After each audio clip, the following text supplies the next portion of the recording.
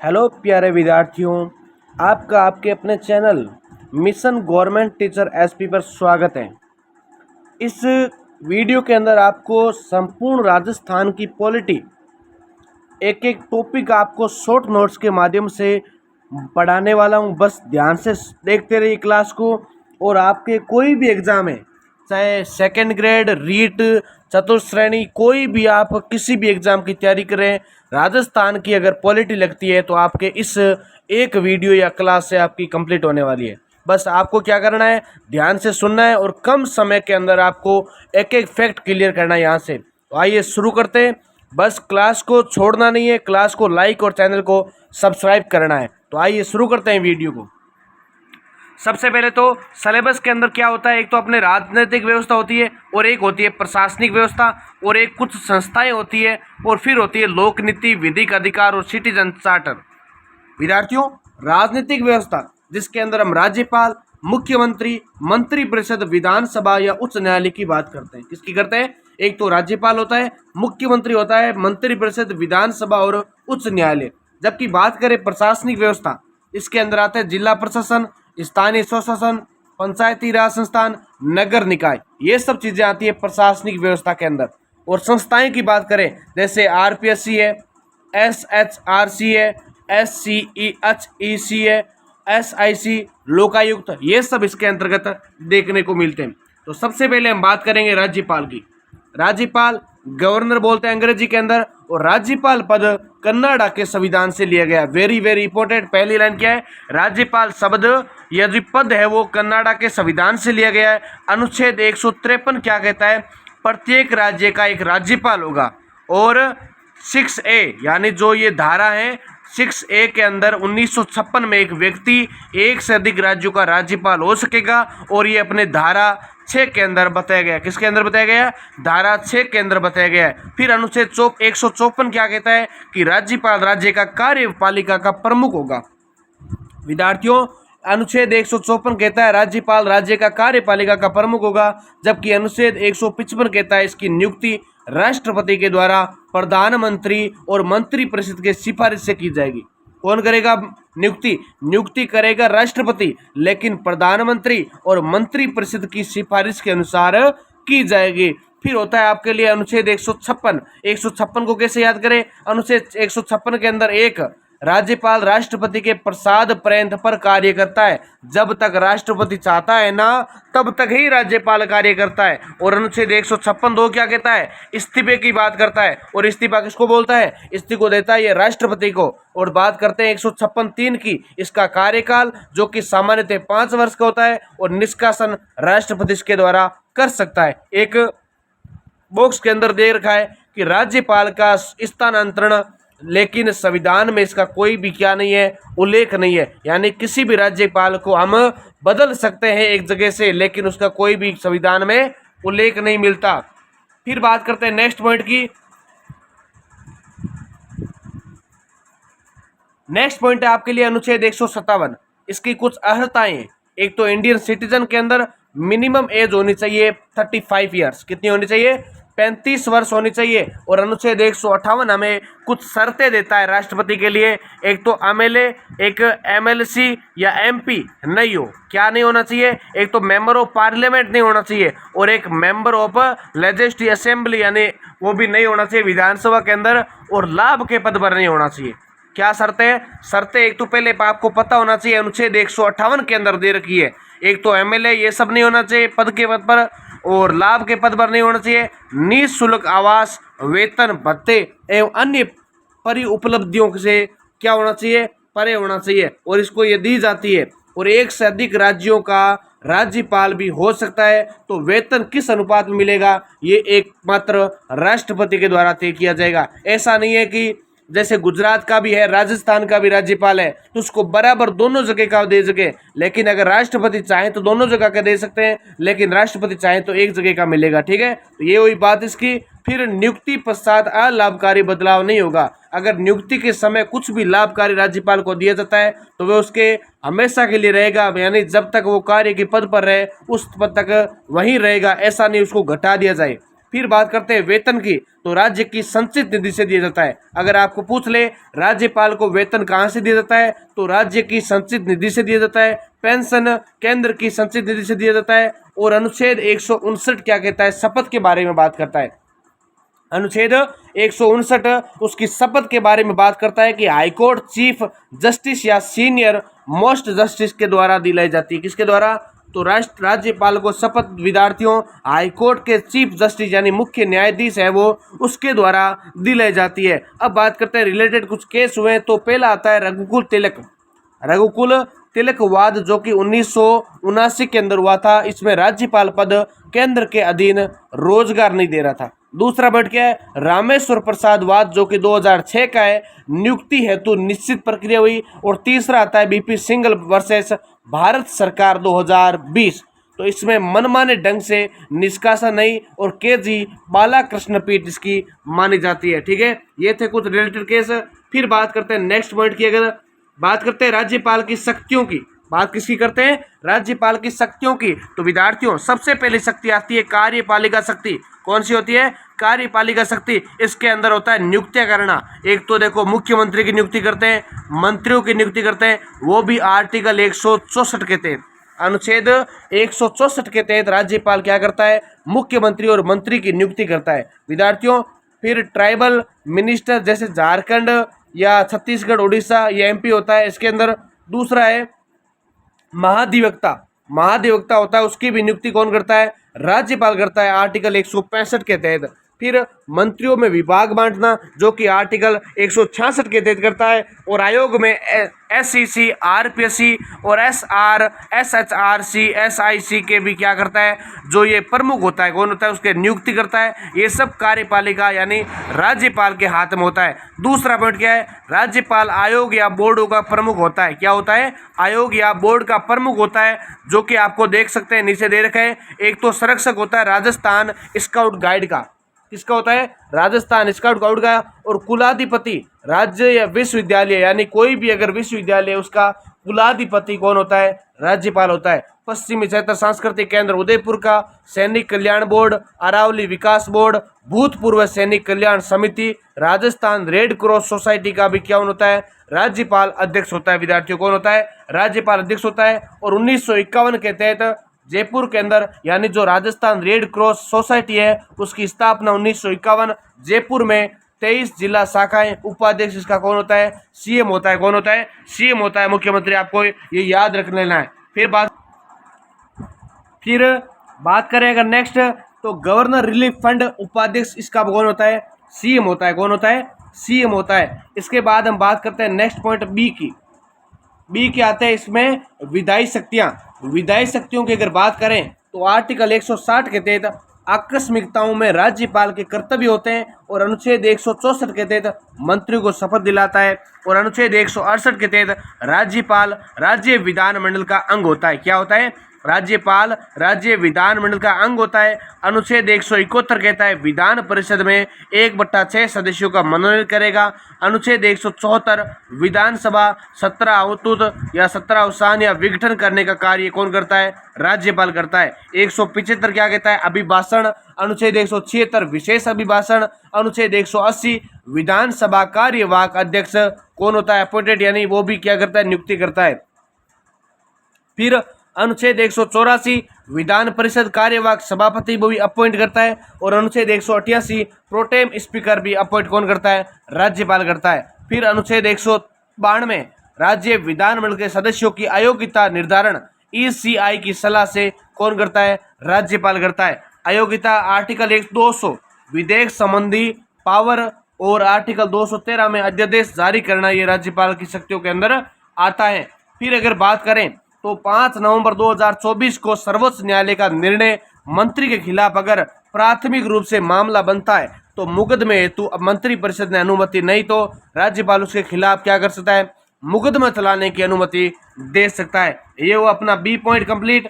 फिर बात करते हैं सी की। सी में आती है आपकी वित्तीय शक्तियां।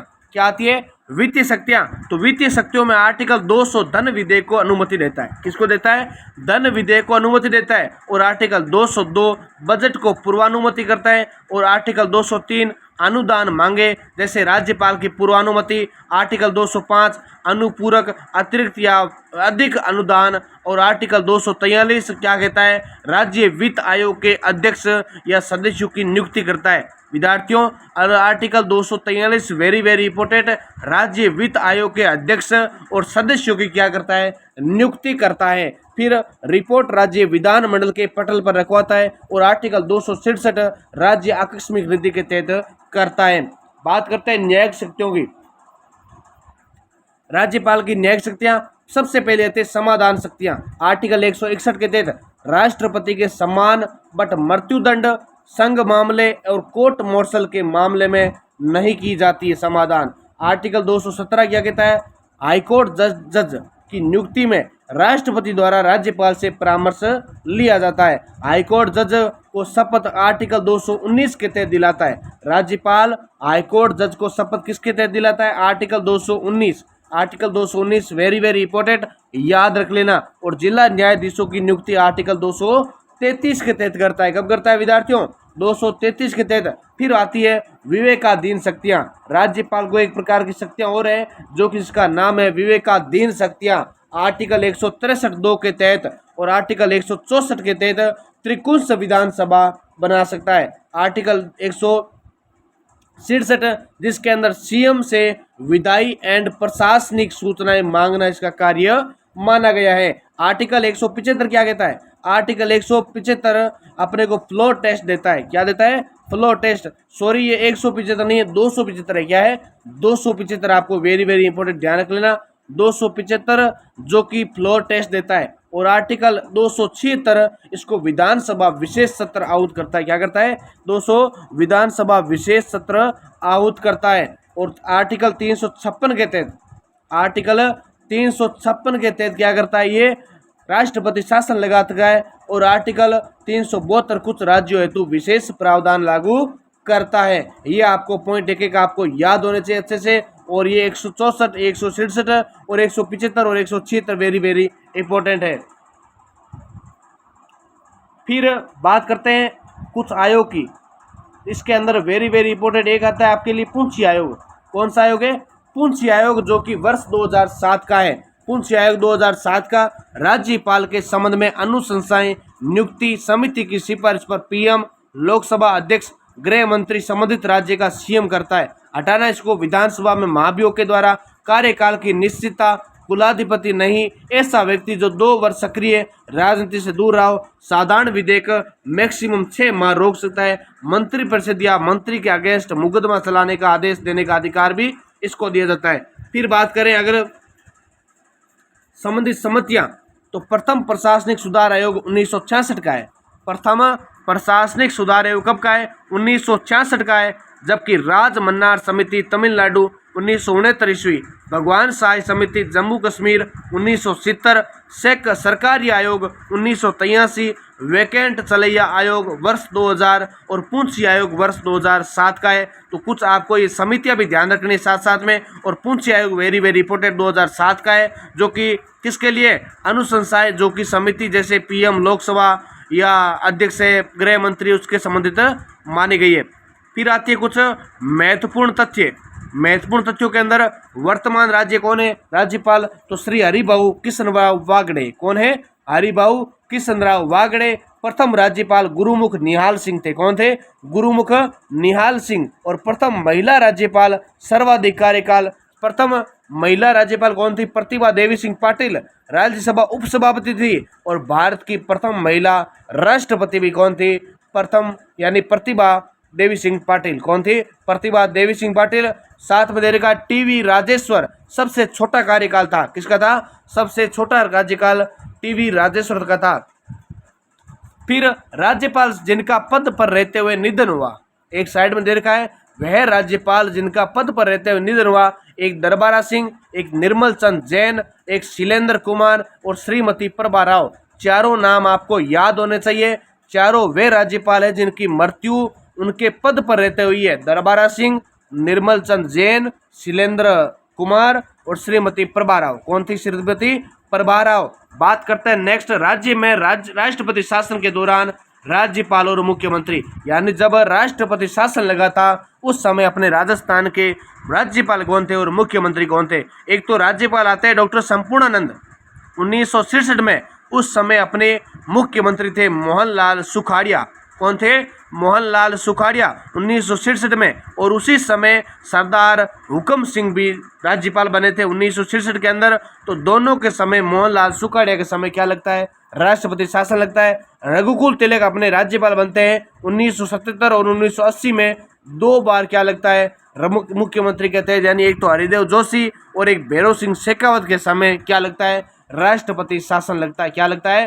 राष्ट्रपति शासन। और एक तीसरे राज्यपाल बनते हैं डॉक्टर एम चन्ना रेड्डी 1992 से 1993। और भैरव सिंह के समय फिर बल्लीराम भगत के तहत भी भैरव सिंह के समय 1992 में क्या लगता है? ये राष्ट्रपति शासन लगता है। फिर आते हैं राज्यपाल जो संसद के दोनों सदनों के सदस्य रहे। वे राज्यपाल जो संसद के 2 सदन होते हैं उसके क्या रहे? सदस्य रहे। पहले कलराज मिश्र, मार्गेट अल्वा, प्रतिभा देवी सिंह पाटिल और सरदार जोगिंदर सिंह। कौन थे? सरदार जोगिंदर सिंह। आपको पॉइंट याद होना चाहिए। आपातकाल के समय 1975 में कौन बने? एक तो राज्यपाल थे सरदार जोगिंदर सिंह और मुख्यमंत्री कौन थे? हरिदेव जोशी। कौन थे? हरिदेव जोशी क्या थे? आपके मुख्यमंत्री थे। फिर बात करते हैं अपने दरबारा सिंह की। दरबारा सिंह राज्यपाल भी थे और विधानसभा अध्यक्ष भी रह चुके हैं। एकमात्र राज्यपाल जो विधानसभा अध्यक्ष और राज्यपाल रह चुके हैं। राज्यपाल और लोकसभा अध्यक्ष भी रह चुके। तो कौन रह चुके हैं? 3 लोग रह चुके हैं। एक तो बल्लीराम भगत, एक शिवराज पाटिल और एक सरदार हुकम सिंह। एक तो बल्लीराम भगत, शिवराज पाटिल, सरदार हुकम सिंह, ये आपके राज्यपाल भी रह चुके हैं और लोकसभा अध्यक्ष भी रह चुके हैं। नेक्स्ट बात करते हैं अपने राज्यपाल जो कि राज्य या यूटी के सीएम है, यानी वे राज्यपाल जो राज्य के भी रह चुके हैं और केंद्र शासित प्रदेश के मुख्यमंत्री भी रह चुके हैं। एक तो थे अपने कल्याण सिंह, दूसरे मदन लाल खुराना, तीसरे एम चन्ना रेड्डी, चौथे वसंत दादा पाटिल, 5 नंबर संपूर्णानंद, 6 नंबर गुरुमुख निहाल सिंह। फिर बात करें न्यायाधीश जो कार्यवाहक राज्यपाल रह चुके, एक तो न्यायाधीश भी है और जो कार्यवाहक राज्यपाल रह चुके, ये पहले आते हैं इसके अंदर नवरंग लाल टिबरेवाला। कौन थे? नवरंग लाल टिबरेवाल। और दूसरे हैं वेदपाल त्यागी और तीसरे बनते हैं मिलाप चंद जैन। कौन बनते हैं? मिलाप चंद जैन। फिर आपको कुछ एक्स्ट्रा पॉइंट है आपके लिए। जनजाति सलाहकार समिति, जनजाति सलाहकार समिति जिसका गठन राज्यपाल द्वारा राष्ट्रपति के निर्देश पर किया जाता है और मैक्सिमम इसके अंदर 20 सदस्य होते हैं। कितने होते हैं? 20 सदस्य होते हैं। और इसके सदस्यों की नियुक्ति राज्यपाल के द्वारा होती है। किसके द्वारा होती है? राज्यपाल के द्वारा होती है। अनुसूचित जाति संबंधी प्रतिवेदन राज्यपाल द्वारा प्रतिवेदन यानी राष्ट्रपति को सौंपा जाता है। ये वेरी वेरी इंपॉर्टेंट है। अनुसूचित जनजाति संबंधी प्रतिवेदन राज्यपाल द्वारा राष्ट्रपति को सौंपा जाता है। ये प्रश्न आपके लिए वेरी वेरी इंपॉर्टेंट है। फिर बात करते हैं श्री सवाई मान सिंह। श्री सवाई मान सिंह, बात करें श्री सवाई मान सिंह की, ये थे राज प्रमुख और 7वें जीए 1956 द्वारा पद समाप्त हुआ इनका। और बात करते हैं सदस्यों की, तो चैम्बर ऑफ प्रिंसेस के रह चुके हैं और बनारस हिंदू विश्वविद्यालय के सदस्य भी रह चुके हैं और अध्यक्ष इंडियन पोलो एसोसिएशन के भी रह चुके हैं। कौन रह चुके हैं? इंडियन पोलो एसोसिएशन के सदस्य रह चुके हैं। तो ये विद्यार्थियों आपके लिए मैंने राज्यपाल संबंधी जितने भी आपके प्रतियोगी परीक्षाओं में प्रश्न आते हैं यहाँ से एक एक फैक्ट आपके लिए क्लियर किया है। बस आपको अच्छे से तैयार करना है और ज़्यादा से ज़्यादा विद्यार्थियों को शेयर करना है। नेक्स्ट आपके लिए जल्द से जल्द नेक्स्ट जो आपका राजस्थान की विधानसभा और मुख्यमंत्री संबंधित जो भी शॉर्ट नोट्स बनते हैं वो भी आपके लिए लेकर आऊँगा। बस आप नेक्स्ट वीडियो तक वेट करें और इस वीडियो को अपने विद्यार्थियों को ज़्यादा से ज़्यादा शेयर करें ताकि वो भी देख सकें और वीडियो को लाइक एंड चैनल को सब्सक्राइब जरूर करें, क्योंकि आपका एक लाइक और आपका सपोर्ट हमारे वीडियो को आगे तक पहुंचाएगा और आप ऐसे ही देखते रहे। बस इसकी जो पीडीएफ है सारे नोट्स की जैसे क्लियर होंगे आपको 15 से 20 पेज के अंदर सारा राजस्थान की पॉलिटी क्लियर होगी, वो आपको मैं टेलीग्राम चैनल पर सेंड कर दूंगा। बस आप टेलीग्राम चैनल ज्वाइन कर लेना। मिशन गवर्नमेंट टीचर एसपी आप सर्च कर सकते हो या आप कोई भी चैनल की लिंक है या डिस्क्रिप्शन में आपको मिलती है तो वहाँ से भी आप ज्वाइन कर सकते हो। बस आप वीडियो में हमारे चैनल के साथ बने रहें और आप ऐसे ही तैयारी करते रहें। और चतुर्थ श्रेणी और सेकेंड ग्रेड और आप फर्स्ट ग्रेड रीट कोई भी एग्जाम की तैयारी करें उसके अंदर आपके लिए टॉपिक बेहद ही महत्वपूर्ण और फायदेमंद रहने वाला है। इसी के साथ जय हिंद, जय भारत।